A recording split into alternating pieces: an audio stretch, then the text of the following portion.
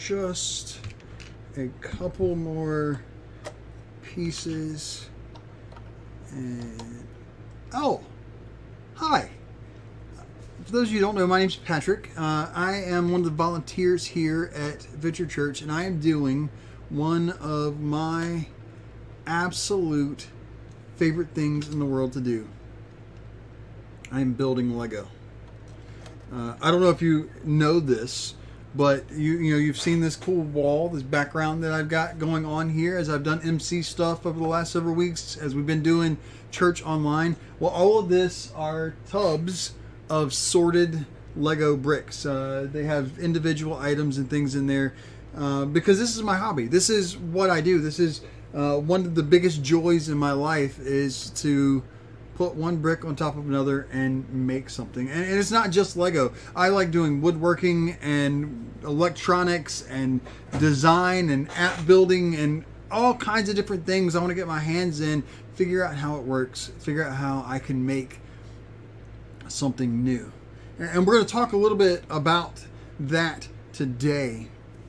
You see, there's a moment in history that the Bible tells us about a man called Nehemiah. And Nehemiah is this awesome story from the Old Testament. A little bit of background on who Nehemiah was. He was the cupbearer for King Artaxerxes after the Israelites had been taken out of Israel and taken off to Persia. And they've been in exile.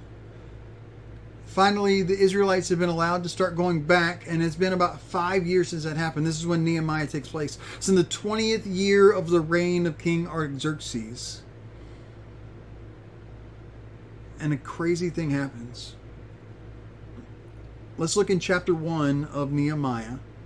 If you don't have a Bible handy, look it up on the phone, or the scripture will be down here at the bottoms. But let's start in Nehemiah chapter 1 and read this first passage.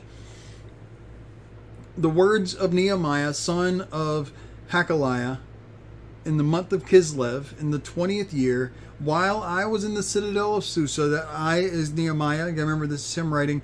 Hanani, one of my brothers, came from Judah with some other men, and I questioned them about the Jewish remnant that had survived the exile, and also about Jerusalem. And they said to me, those who survived the exile are back in the province and are in great trouble and disgrace.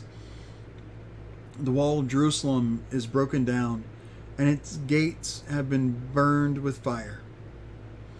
When I heard these things, I sat down and wept. For some days I mourned and fasted and prayed before the God of heaven.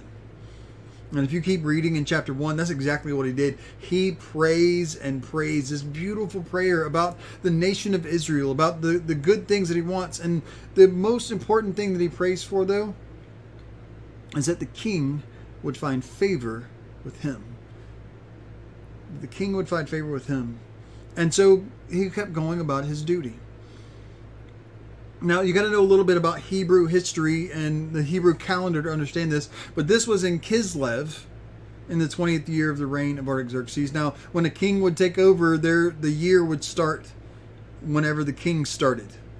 And so it's in the 20th year of Artaxerxes. It's the month of Kislev, which is about December. And then when we pick up in chapter 2, we're all the way to the month of Nisan in the 20th year of the reign of Artaxerxes, which is in April. So it's 5 months later that this happened. So 5 months later, Nehemiah is still distraught by the things that are going on in Jerusalem. Enough that in Nehemiah chapter 2, verse 2, the king says, why did your face look so sad when you are not ill? This can be nothing but a sadness of the heart. For 5 months, Nehemiah has been dealing with the thoughts of Jerusalem, the lack of its walls. The king notices his heartache. And I got to give props to Nehemiah right here, because he doesn't do that quintessential American thing when somebody says, hey, how you doing? And he just goes, oh, I'm fine, I'm good, it's nothing, I'm, whatever. He says, no, this is what's going on. He lays it out before the king. He says, King, may you live forever, but why should I not look sad if the city where my ancestors are buried lies in ruins and its gates have been destroyed? So the king says, well, what do you want? And this is fantastic because Nehemiah prays to God for the answer. And it tells the king, what I want to do is go back and rebuild the city. Will you give me permission to do that? And the king says, yeah, I can do that. And Nehemiah says, well, can you give me letters to get me there so that the other kingdoms that I pass through won't harass me? And the king says, I can do that. In fact, I'll send an army with you. And Nehemiah says, well, can I have some materials? Like, can you get your lumberjack to cut me some lumber? And the king says, sure, absolutely. And so here's Nehemiah with all of this stuff. He's been waiting for 5 months. Finally, the moment comes and he lays it on the line and he takes every advantage he can get and he heads off to Jerusalem. Now, when he gets to Jerusalem, he doesn't tell anybody why he's there. I don't know if he got the army to hang out in the outside the city gates for a little while, or the guys that were hauling the logs to not bring the logs in. But he comes in and he spends a couple of days in Jerusalem, 3 days to be exact. And on the night of the 3rd day, Nehemiah goes out and walks around the compound of Jerusalem. He walks around and he walks through every gate, out one and in the other, and in one and out the other, and is so distraught that all of the gates of the city are destroyed. So the next day he calls the people together. It's in verse 17 of chapter 2. He says, you see the trouble we are in. Jerusalem lies in ruins and its gates have been burned with fire. Come, let us rebuild the wall of Jerusalem and we will no longer be in disgrace. And I love this next verse. It says, I also told them about the gracious hand of my God on me and what the king had said to me. And they replied, let us start rebuilding. And so they began this good work. Now, they've been living there for 5 years already, and no one thought to do this. No one thought, oh, well, let's just go ahead and build the wall back. We're hanging out. We're living here. It'll make us more safe. Let's rebuild the wall. Until Nehemiah shows up. And Nehemiah lays it out. Now, I think very quickly, as you read the book of Nehemiah, if you go and do that, and I recommend you do, because I'm giving you a very condensed and abbreviated version of this story, but there are some other guys, Sanballat is one of them, Tobias is another, that go around and stir up trouble for Nehemiah and the people that are helping him to rebuild the wall. They spend a lot of time mocking him and jeering at him and trying to discourage him and casting insults their way. But Nehemiah doesn't worry about that. He answers in verse 20. It says, the God of heaven will give us success. We, his servants, will start rebuilding. But as for you, you have no share in Jerusalem or any claim or historic right to it. He says, you guys, you may be living around here, but Jerusalem is ours. Jerusalem belongs to the people of God. And so they go and they work and God is on their side. And they're working really hard. And it's really cool if you go look in chapter 3 because it starts listing person after person, group after group, family after family that built a section of the wall. That worked on the section that was near their homes. That worked on the section that was near their temple, their workplace. That worked on the wall and tied it together and started rebuilding it. And things started looking up. They got the wall about halfway to the height that it needed to be. And that's when Sanballat and Tobias started getting a little worried. So they called together all of the people that had been working against the Israelites, working against the people of Jerusalem, and saying, hey, look, if they get this wall up, we're not going to be able to just go and steal their stuff anymore. If they get this wall up, it's going to be bad for us. So we need to go against them and fight against this wall and fight against Nehemiah. Somehow Nehemiah hears about this. And so he does what any good leader will do. He says, oh, well, let's stop building the wall. Let's give up. No, that's not what Nehemiah does. Nehemiah says if they're going to come at us like this, then what we'll do is we'll split our workforce in half. Half the people will work and half the people will stand guard. And even the people that are pushing around the wheelbarrows of materials will carry a sword. And we'll all carry swords. And will not be afraid of them. Look at verse 14. It says, after I looked things over, I stood up and I said to the nobles, the officials, and the rest of the people, don't be afraid of them. Remember the Lord who is great and awesome. Fight for your families, your sons and your daughters, your wives and your homes. And the coolest thing happened. When the enemies that were coming and massing against Jerusalem came and saw the people were there and were ready, they gave up. They backed off. They said, we don't want to do that. We don't want to go and die just so they won't build a wall. Well, let's just let them have the wall. But Nehemiah knew this wasn't the end of it. And so he said, from this day on, let's continue. Let's do this work together. Let's protect each other and keep carrying those swords and keep doing the things that will protect our homes and our wall building. Because this is a great work that God has given us. And so, as the enemy will do, they tried a different tactic. They said, we can't come against you in force. We can't come against you in arms. So what we're going to do is invite you to come and have a conversation with us in a town that's a little bit far away. Like, really, that's really what happens. They send a servant with a letter that says, please come and meet with us over here in this little town.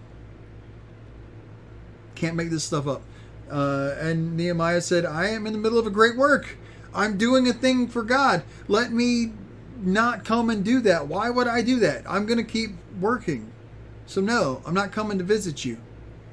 And so they sent another messenger with another letter. And they did this 3 more times, 4 times in total. And finally, the 5th time, they sent with an open letter.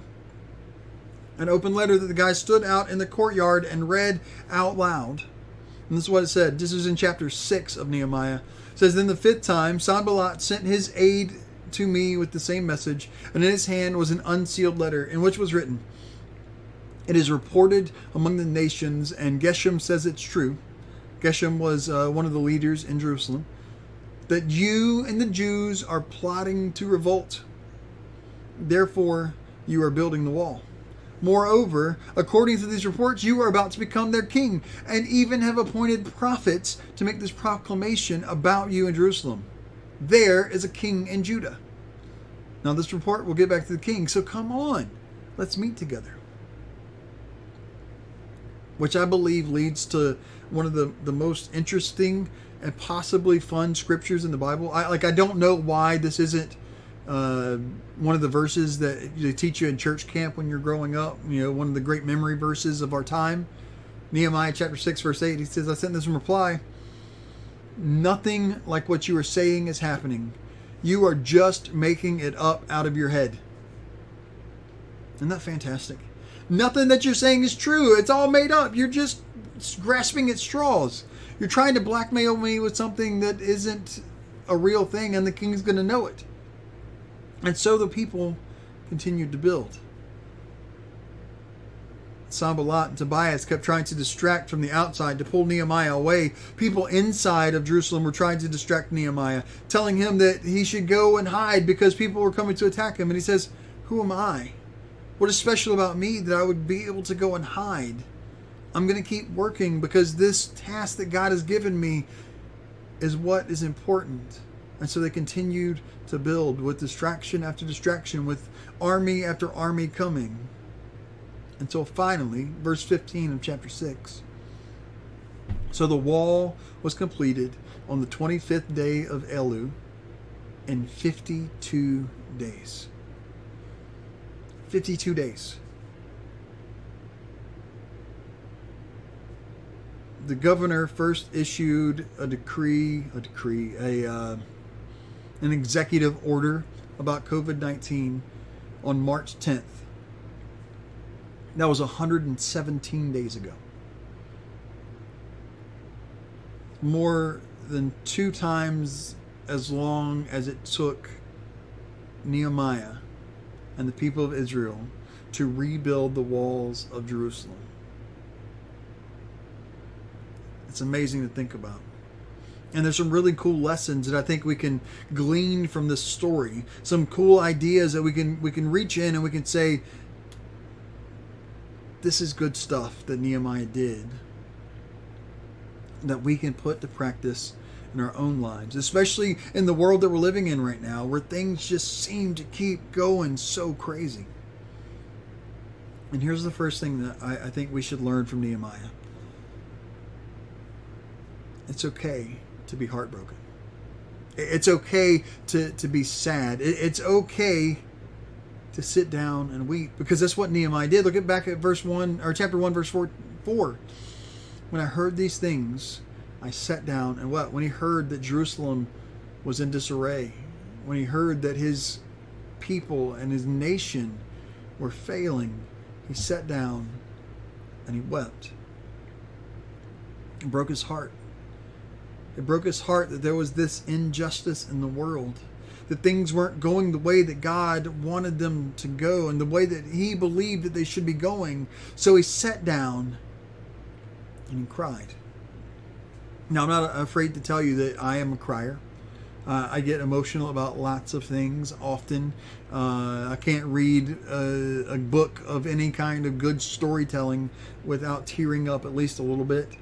There are certain songs that will make me cry every time that I hear them.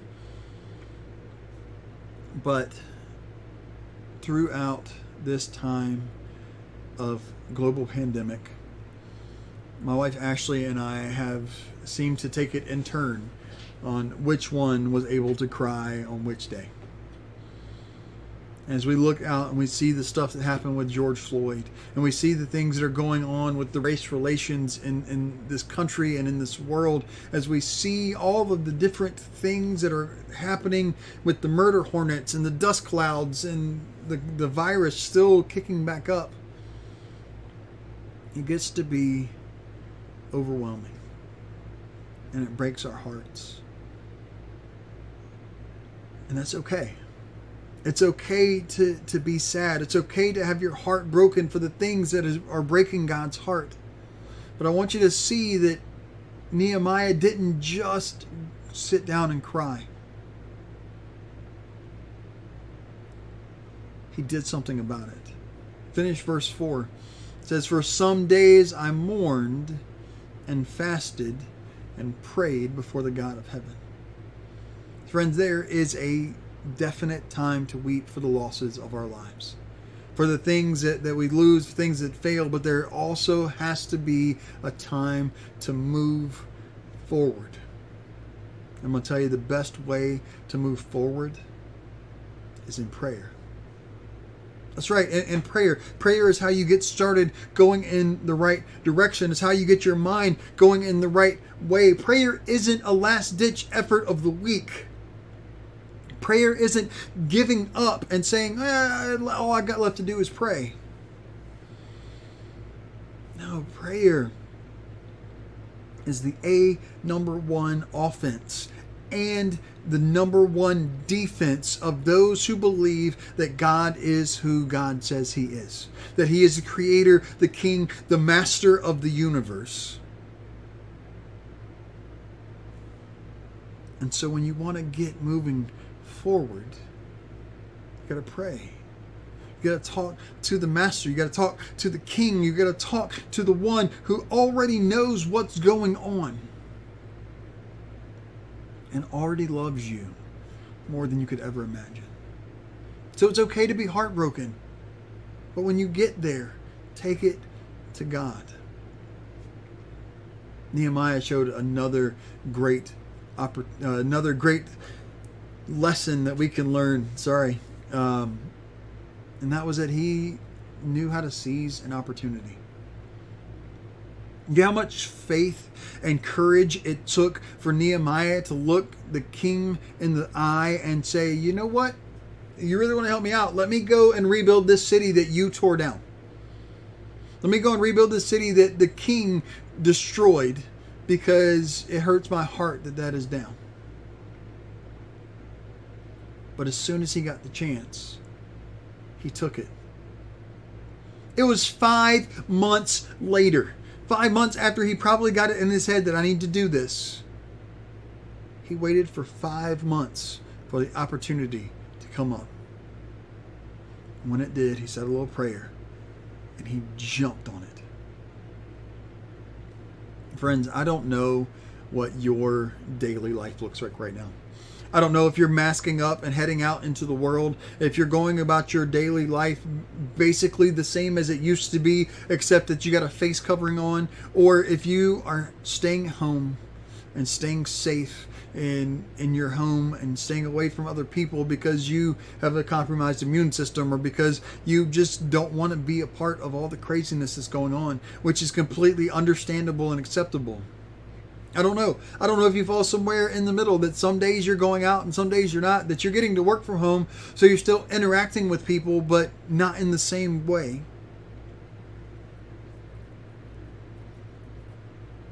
But here's what I know. I know that no matter which one of those places or in the middle that you fall, that there are opportunities that are happening for you to share the love of God. If you're going out, maybe it's as simple as letting someone have your spot in that oddly long line outside of Trader Joe's. I don't get it. Maybe it's about being kind and showing a smile. Even though you got a mask on, smiling and waving and saying hello and greeting someone as you stay socially distant. That could change someone's whole day. If you're sitting at home, maybe it's about grabbing that phone, shooting out a text message to say, hey, I'm thinking about you. You're in my heart. You're in my thoughts. You're in my mind. And if you've been praying for them, let them know, hey, I've been praying for you. I cannot tell you how much better my day gets when someone says, Patrick, I have been praying for you, and I hope that you are doing well. It just blows my mind and reminds me that I am loved. And it shines that light into my life. So Nehemiah let his heart be broken, but he didn't wallow in it. He took it to God. And then when God put the opportunity in front of him, he seized it and didn't let go of it. And he did one more thing that I want to talk about today. There's so many more. If you go and look on the internet for lessons from Nehemiah, you'll find this list that has 21 things you can learn from Nehemiah, and this list that has 15 things, and this list that has 72 things, because Nehemiah did a lot of good. But I think this last one is the one that we need to hear right now. As the numbers keep fluctuating, as the dates keep shifting, as the life getting put on hold time and time again, here's what we need to hear right now. Nehemiah did not give up. Do you hear me? Nehemiah didn't give up. Troubles came at him from what seemed like every side. The people that were supposed to be on his team were trying to distract him. The people that were standing against him were trying to distract him. They were coming at him with sword and with spear. They were coming at him with words. They were coming at him in every direction saying, Nehemiah, you got to fix this. You got to do this. You can't do this. You're never going to make it. And Nehemiah didn't give up. He continued to fight. And what's more, he encouraged others to fight alongside of him. He encouraged others to get up and to do their part. Even to the point that he had everyone wearing their clothes to bed, keeping their sword on them even as they slept, so that no matter what happened, they were ready when the enemy came.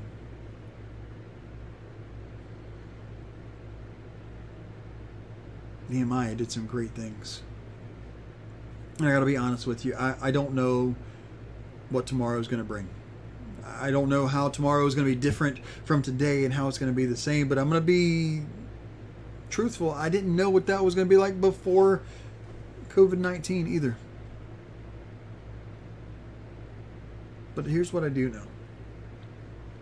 If I can let my heart be broken by the things that breaks God's heart, If I can let myself be compassionate and passionate enough to see when people are hurting and want to help them, and I take that to God in prayer, then I know that He will give me an opportunity if I look out for it. It may take a while, but He will give me an opportunity that I can seize on to go out and share His love and shine His light into this world. But once I've done that,